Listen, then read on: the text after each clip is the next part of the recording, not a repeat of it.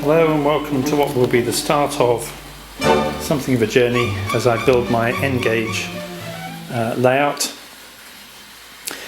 What you're looking at now is the space where the baseboards are going to go. They're on order, they're due to be here on Thursday, and on which I will be building Elvenhome, my model N-gauge layout. Before I go too far, there's some things that some people that I want to, though they don't know it, thank, because I've been busily watching YouTube videos, and if you've not seen them on YouTube, get yourself over to Everard Junction, certainly to Graham Fulston as well for Lakeside, Dave 47 for Dean Park. These guys really know what they're doing in terms of building a layout, and I'm learning so much from them.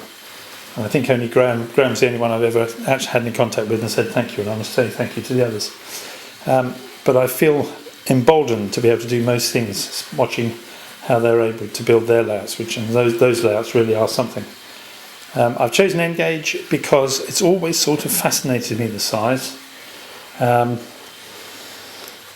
And I think I can get more in the space that I have available to me. The layout's going to be an L shape, really along the this wall that you can see here, and then going along this wall up to just before a radiator, which starts here, which gives me quite a long running length for N-gauge.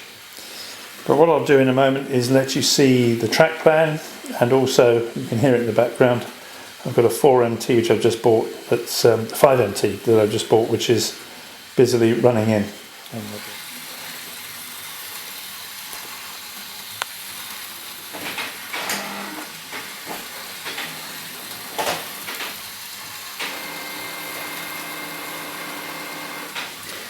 Well, welcome back. As we're running in the 4MT that I bought earlier. It's just started its first go round, and I promised to let you see what the layout is going to look like for Elvenhome. This at the moment is the latest version of the track plan, which I have been working on for some time. To try and give you an idea, let's go in a little bit closer and get into focus.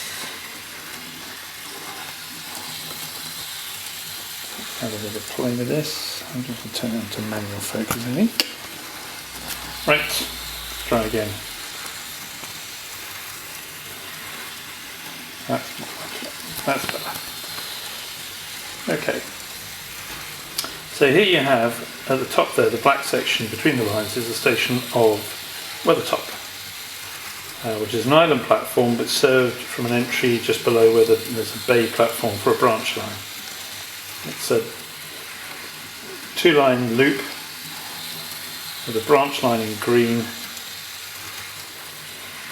which joins the main line to go through a tunnel, coming out the other side by a dock.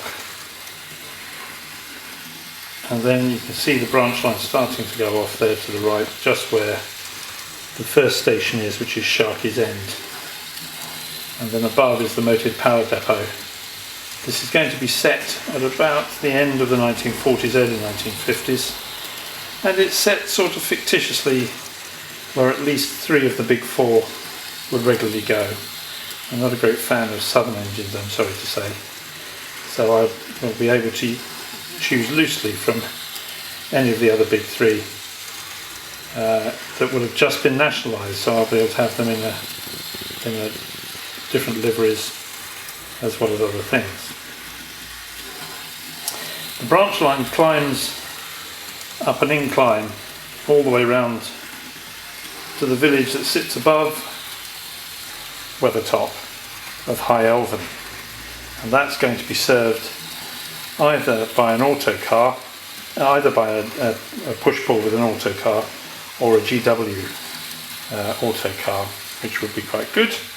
And it goes across the viaduct there where the River Brandywine comes down into the sea. Now, quite how I'm going to raise everything up, because I intend to run this as DCC with point motors and lighting and goodness knows what else.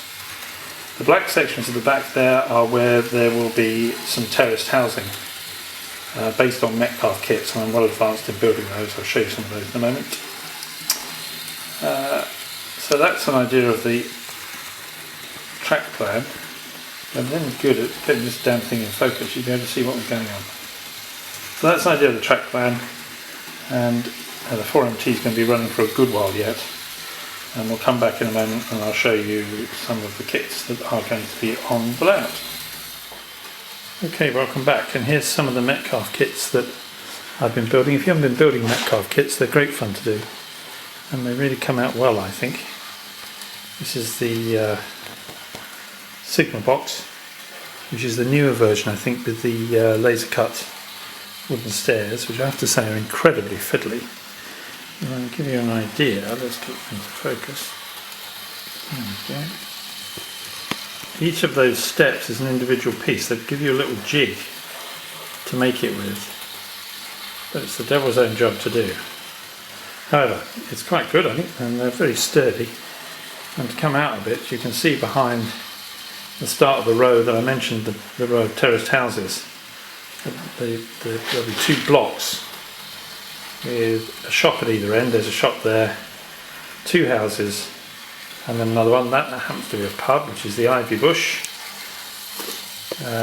and the kits make up very well. And they do, when you're making up kits of the same kind, such as the houses, they do actually fit together. And once that's all down, that looks like a really good row of terraced houses.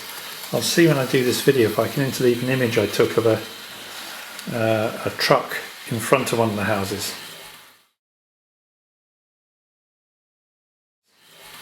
It looks really good. The first thing I built, however, was the most important thing, which I just move across here, was that, which is the brewery. It seemed to me that had to be the first thing that was done, followed by the church.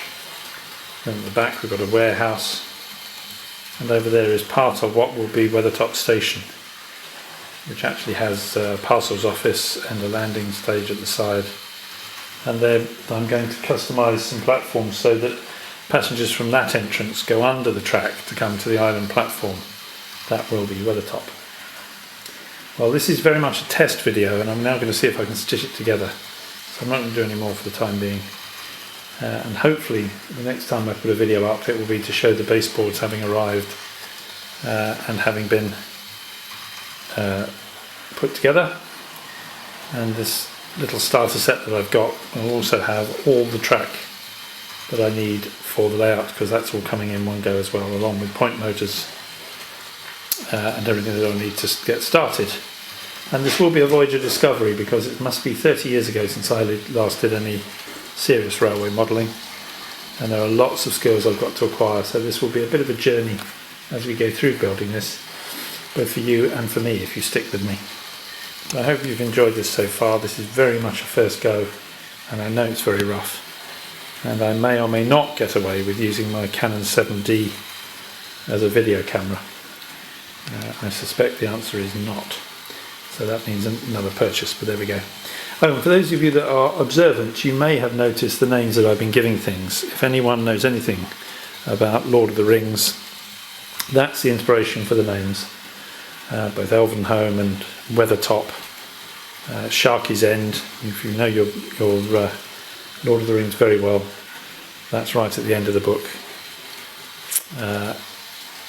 That title is used, and one of the other stations is called Grey Havens. So that's it for now. I'll see you again hopefully by the end of the week, when baseboards will be up and I can show you those.